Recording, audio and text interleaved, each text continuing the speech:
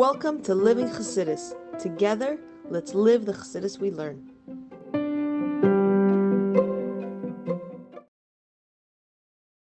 Morning, everybody, and welcome to Chassidus in the morning. 15 minutes to change our lives. Kuntres in Mayim Zion. Start off with Tzedakah, the Gedel Tzedakah, and with the Zchus of all the soldiers and all the captives and everyone. And Eretz Yisrael should be safe and sound. And we're going to learn from the sort of all the hostages, still 137, I think it is, still in captivity, and specifically Rina bas Machla. Rina bas Machla should be safe and sound and all good. Okay, continuing on.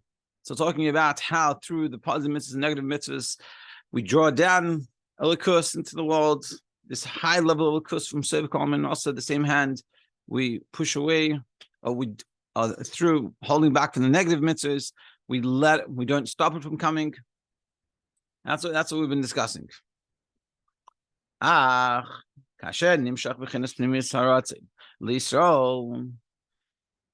when they draw down the inner outside to the Jewish people, like we said before, on the banquet, we are the people meant to be on the banquet table. The banquet was made for us. But unfortunately, if we don't do what we're supposed to do in the positive mitzvahs or in the negative mitzvahs, so we make problems for the banquet and we don't really go there. But through our Torah mitzvahs that we draw down Hashem's inner desire, it also draws down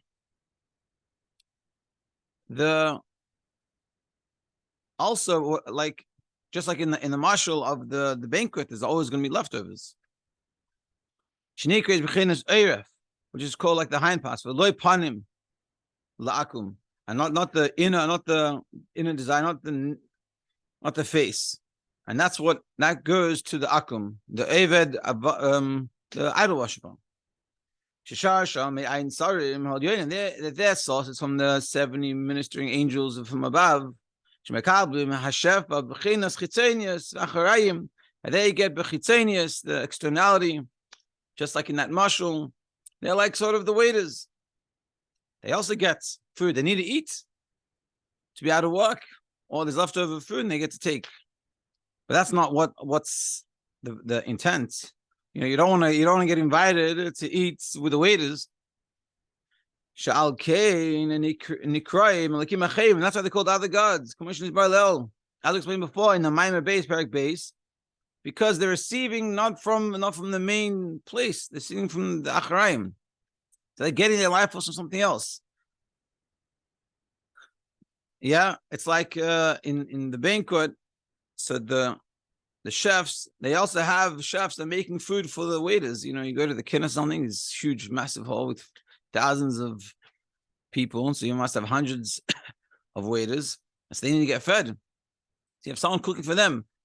But that's all chitzeni, that's all external. That's not in the organization of the banquet, people that run the banquet, that's not their calculation. That's the kitchen's job to make sure that the staff are fed.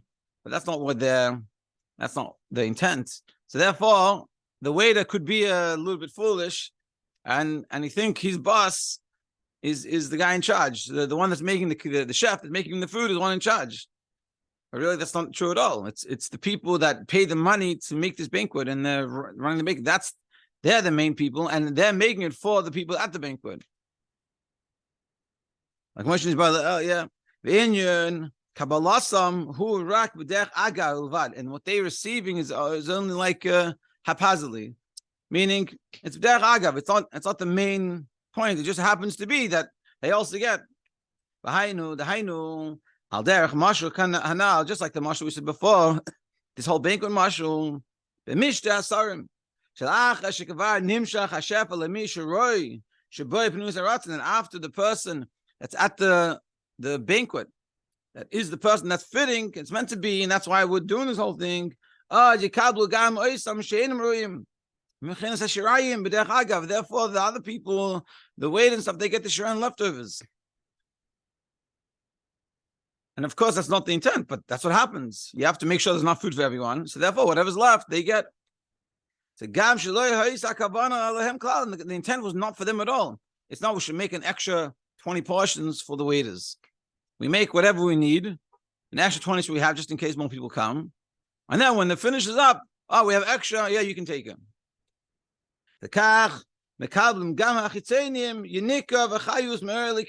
So to receive from this type of way, from in the spiritual way, from the chayus mereliki b'chinas ashirayim v'chitzeni zot elin. So it's the shirayim, the leftover, the Hashem's inner desire, also goes to them. Hapnimis. Mipnimis eratz elyon l'sitra kedusha. After it already goes to the sitra kedusha, goes to the side of holiness. And when we're doing the Torah mitzvahs, we receive this inner desire of Hashem, like the food from the banquets. B'hamshachas eireis b'kelim, drawing it into vessels. And yidei mitzvah shehu inyan yar Hashem panav elecha kana, which is the idea of Hashem shining countenance to us. That through doing a mitzvah, we become these chashva guests at the banquet. And as a side part to that, also chitzenius gets also the people that serve idol worship, people that go against the talking about the going, they go against Torah mitzvahs, they also receive. So v'nimtza, what comes out of this? V'nimtza she'hashpa lachitzenim mibchinas acharayim, that the hashpa, that the chitzenim are getting, meaning these idol worshippers, people that aren't deserving or aren't meant to be getting, they get it, but it's from the acharayim, not from the intent. It's not part of the program. And this is literally like giving over to your enemy from behind part, meaning you don't want them to have.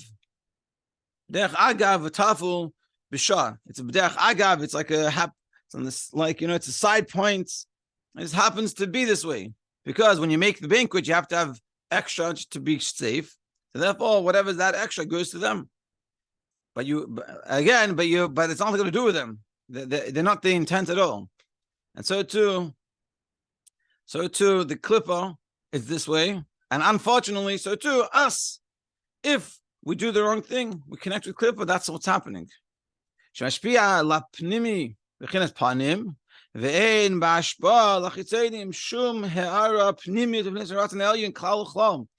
the inner desire is, of course, not at all in the chitzenim, even though the chitzenim do receive, even though clipper receives, but that what it's receiving is not coming from the inner desire. Meaning, the inner desire of Hashem, when we do a mitzvah, is being revealed. Yeah, Hashem's like, yes, exactly. Thank you so much for doing this. This is exactly what I asked you to do. This is what I want. That's what we're receiving from the godliness when we do Torah mitzvahs. But when you don't do Torah mitzvahs, other things, you might receive life force, but it's not with that inner desire. Therefore, the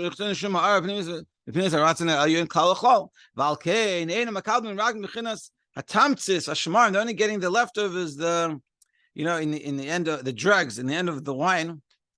Sometimes you see it even in your bottle, they have this leftover, it's called dregs. And this is a lot of what they're getting.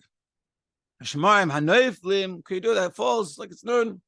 Imagine in a big barrel, how much more of that there is. Hashef and Mechinas Panim. Let's see the Kedusha, and specifically after it's aroused. The chef from the level of the Panim. The Sitra Kedusha, after the Sitra Kedusha gets in that inner desire, Azai Gam Hey Mekab Mechinas Tamtis. Therefore, and then they also get. Again, like the mushroom, the leftovers they get. And we have to realize when we do mitzvahs and Torah, we're like the people at the bank getting in desire, the inner stuff. But when it doesn't go to Sitra to Kedusha,